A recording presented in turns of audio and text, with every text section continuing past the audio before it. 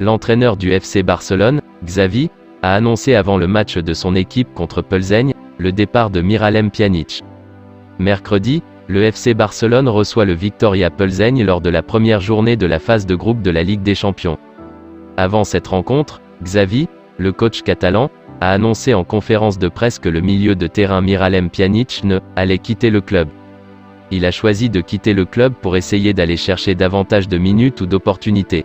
Chacun est maître de son futur, il a été professionnel jusqu'au bout et je le remercie pour cela. J'aime le joueur, mais il a pris la décision de partir. Il a eu une proposition qui lui offrait davantage de temps de jeu, et je comprends tout à fait qu'avoir plus de minutes le rende plus heureux, a déclaré Xavi. Selon Mundo Deportivo, le Bosnien pourrait rejoindre le club émirati d'Al Saria FC. Miralem Pjanic avait rejoint le Barça en 2020 mais ne s'y est jamais imposé. La saison dernière, il a ainsi été prêté à Beşiktaş en Turquie. Malgré leur échec à recruter Frenkie de Jong cet été, Chelsea et Manchester United pourraient revenir à la charge prochainement. Après de multiples mois de tractation, Frenkie de Jong est finalement resté du côté du FC Barcelone malgré la volonté du club catalan de s'en séparer pour pouvoir recruter Bernardo Silva.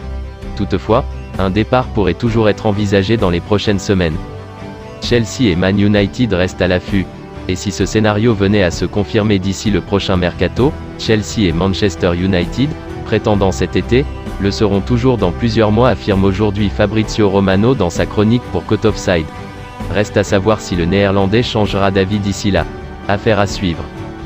Pour résumer, malgré leur échec à recruter Frenkie de Jong cet été, Chelsea et Manchester United pourraient revenir à la charge prochainement. En effet, les deux clubs anglais continueraient à guetter sa situation s'il venait à être remis sur le marché. Recrue star du dernier mercato barcelonais, Robert Lewandowski aurait vu son nouveau club négocier une drôle de clause.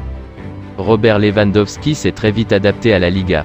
Auteur de 5 buts en 4 matchs, l'international polonais a repris son rythme de croisière habituel. Toutefois, malgré son statut de star incontesté, le FC Barcelone aurait déjà tout prévu pour les prochaines années. Le Barça pourrait se séparer de Lewandowski au bout de 3 ans. Comme le révèle l'émission Ketty Jug, les Blaugrana auraient obtenu une clause dans son contrat qui inclut l'option de mettre fin à la 4e année du lien si dans la 3e il joue moins de 55% des matchs. D'autres détails sur son contrat ont aussi fuité, notamment un salaire évolutif qui sera de 10 millions d'euros net cette saison, 13 l'an prochain, 16 dans 2 ans avant de revenir à 13 lors de la dernière année.